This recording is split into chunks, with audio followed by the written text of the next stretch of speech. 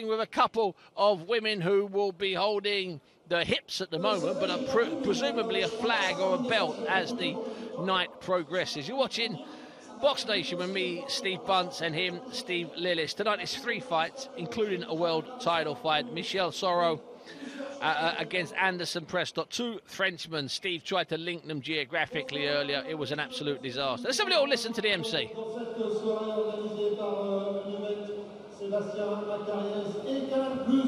Cette soirée est ponctuée par un championnat du monde des super welter. Mais d'abord, il va y avoir ce premier combat, un combat international dans la catégorie des super moyens en 8 rounds de 3 minutes. Et on va accueillir d'abord dans le coin rouge, il nous vient de Russie, on le surnomme Night Wolf, mesdames et messieurs, Toutin Chudinov. There's Toutin Chudinov, about to make his way to the ring. Canal Plus getting behind this, by the way. You might see, if you watch an awful lot of films on Sky, if you watch an awful lot of films on Film 4, and if you stay to the credits at the end, and I always do that, Canal Plus are invariably involved. Let's have a little listen for the entrance music.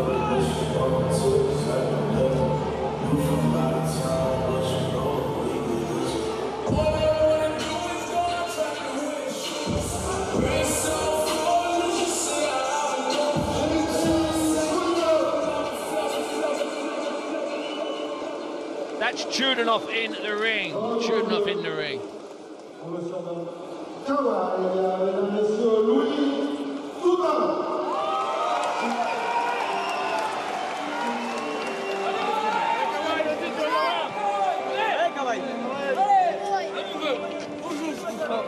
Looks like a very young Amir Khan, this kid, Steve. Yeah, he's Louis Toutin. He was the golden boy of French boxing. And then he got surprisingly beaten by an unbeaten, I think, Ukrainian Petro Ivanov in his last fight, the WBC youth title. And as he's been the golden boy of French boxing. He's from he's from a travelling commune near Paris, and it lives near on the same river. It's a very small Romanai community.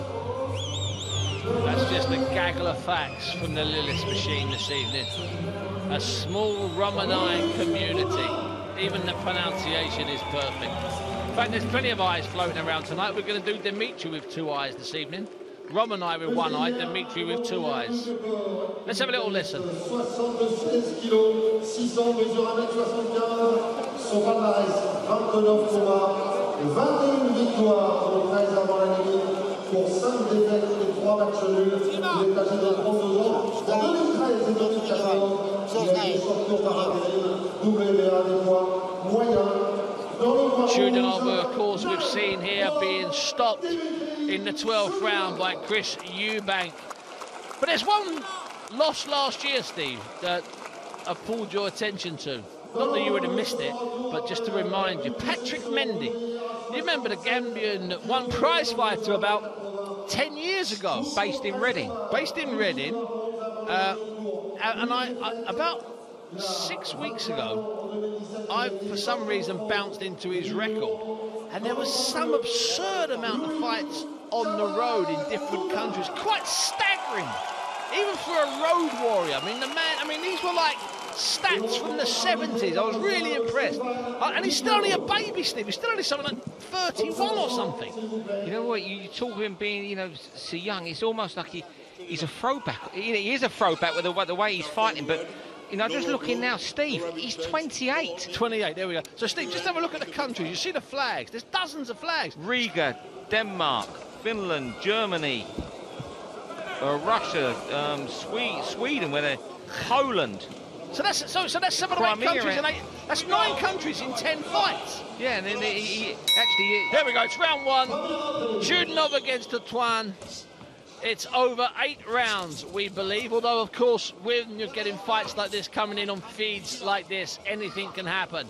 But we are working on it being 8-round fight. Toutin Chudinov, perhaps not the fighter he was all those years ago when he picked up the interim title, because that was an awful long time ago. It was about 9 years ago or 8 years ago, something like that. Steve, when I just saw him step in the ring a couple of minutes ago before introductions, how much he's aged in 4 years since Chris Eubank Jr. beat him. And You think that night he took a belting that night. He went and won about 6 fights on the spin, but he's only just won one of his last 6. And I think there's more than a theory that Eubank hammering took a lot out of him. Do you remember the chaos in the corner that night, Steve? The fight, well, you know what? They were so arrogant, his people. They were so confident and arrogant. Good shots from Toutin there. Good shot. I think he's hurt. It was a short left hook to the body and a left hook to the head that he threw. Letting his punches go. I tell you what I like about Toutin, Steve. I've got to be honest with you. He's nice and tight. I wonder if that's got anything to do with that stoppage defeat. Well, you think so. So in that stoppage defeat, he actually had Ivanov on the floor in the second round. I saw that. He's very compact, isn't he? Yeah, it's nice and tight, letting the shots go. They're boxing this, though, like they're in the Ultimate Boxer. It's only 3 rounds. It's not. It's 8, fellas. You mentioned Ultimate Boxer. I know we're watching this. Wasn't that fun last night? Yeah, it was one of the best Ultimate Boxers, stroke prize fighters. One of the best in the 12-year, 13-year series. It really was. Bit of pressure from Chudinov. Stevie looks slow. He looks hittable. He looks like he can get hurt. Toutin's only, in my opinion, he's just got to stick with a jab. That's a vicious shot. His legs have gone. The referee's looking close. There's a good left hook with a big right hand underneath. He can fire out some shots through the middle. He can get away with it. That right hand that comes over is a cracking shot. The left hook has barely missed. The straight right that comes around the back of the glove, that is the punch that's done all the damage. The referee taking a good look. There's still nearly a minute to go. What's the scary, Steve? He's not missing with a single shot.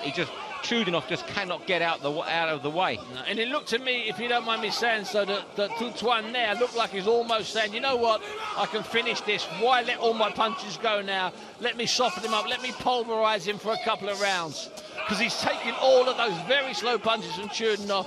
It's the right hands that are doing the damage. The left hook's mostly hitting the glove. Luckily, caught his hand there in the ring support. The right hand that comes behind that left glove is doing all the damage. Short right uppercut there, also connecting cleanly. And the jab there of rocking Chudinov's head back, Steve. This is an awful round to have to watch if you're one of the cornermen crouched on the steps in that corner. Your fighter has barely landed with a clean shot and he's taken 20 or 30. And when when Chudinov was throwing punches, Steve, they weren't even in slow motion. It's like he was walking in syrup. A sitting duck for the fast young cut right eye as well, I think, Steve. So he's picked up a cut. That was the particularly dangerous right. It's that looping right that goes over the back. The straight right was also working. The uppercut was working. The short hooks were working. He made Chudinov's legs buckle, sent him semi-dancing 4 or 5 times. The referee at about the 90-second mark was looking really closely. Chudinov, as you would expect from the Russian, not keen, not happy, not content to fall over or go backwards, knowing that if he can just get close, perhaps he can land enough shots and create a bit of pressure himself. But his tactic is taking a terrible toll on him. It's round 2, and I wonder, Steve, if it could be the last round. Well, you certainly don't see it more than going another couple, do you? You look at his face, he's boxed for 3 minutes there. He looks like he's boxed for 8 rounds, Steve. He looks like in the corner someone's applied that new app that's doing the rounds where you suddenly look 30 years older, the poor kid. I tell you what, he looks at from the Eubank fights. Do you remember when he come over here with his fresh-faced kid? His brother Fedor, they were bikers. I think they were close with Putin, their biking gang, wasn't it? Part of that gang that our man used to be involved. Was it Night Wolf or something? The Night Wolves, I think they're called, so, Steve. I know he's nicknamed Night Wolf, but they the Night Wolf gang. And he actually came in a leather jacket for that fight, if you remember rightly, That's wearing right. the same jacket. Roy Jones briefly flirted with that mob, if I'm not mistaken, in the fight that he had with Enzo Macronelli. So it's round 2 here live from Marseille with me, Steve Bunce, and him, Steve Lillish. You're watching Box Nation. Thanks for turning your back on the celebrity netball, the sport relief special that's on BBC 2, and thanks for concentrating on the boxing this evening. A well-titled fight coming up. That's a sickening right hand. I knew the referee fancied it. Yeah. The referee fancied intervening from the first round. I like a referee like that. There was no point in that going on because the corner were never going to pull him out. You called that from the first round, Steve. About a minute and a half in, the referee was looking, and I think you suggested then the referee was looking for the first opportunity, but Chudinov, as brave as he is, he was still trying to throw back. He couldn't stop it then. First time there was 5 or 6 straight shots after that, the referee jumped in. Well, he did have a knack of throwing something after 4 or 5. Let's look at the final shots. Chudinov is still trying to come forward, but those shots are easy. Great left hook counter there, staggered him. Right just behind the elbow. 5 shots, yeah. 5 shots, but what's more, Steve, There's a left hook, right? That's the first shot, left hook to the head. Then there's a right to the body. There's a left hook to the head. Then there's a right to the head. In fact, they're thrown from a stance where you're standing front on. So basically, you're throwing 2 hooks, which is dangerous if you've got a counter puncher, but ideal if you've got a man in front of you. But the people who look after Chudinov, Steve, they've got to seriously think about his long-term health and keep putting him in these fights, taking him round. So what's that now, Europe. Steve? He's lost about 5 or 6 out of the last 7? I think he's 5-1-1 in his last 7, but you're literally taking a carcass around Europe to get beaten up. And I tell you, the only thing braver in the ring tonight there in Marseille than Chudinov were, and you know it's an old joke, his cornermen. There's Louis Toutin with, looks like his brother, and perhaps his own daughter, or perhaps his niece. Lovely looking little girl. There's a woman up in a glittery sequined outfit. It's boxing in Marseille on Box Nation tonight. I'm not sure if this isn't the first show we've ever had in 9 and a bit years, or the first time we've ever had a fight from Marseille. I don't think we've had too many shows from France, Steve. We haven't. It's one of the, you know what, I like France as a fight venue, and I love Marseille as a destination. You can get the direct from St Pancras these days. It's a raucous town as well. It is a raucous town, Marseille. and the only translation of raucous, I can assure you, is X-rated.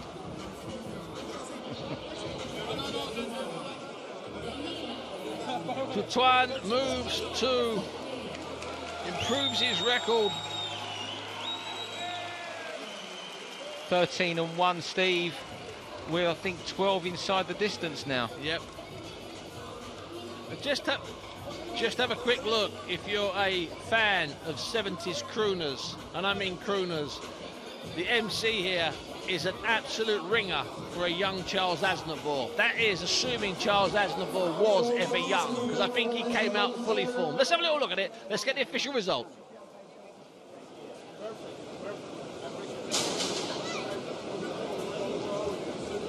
That's a lovely picture.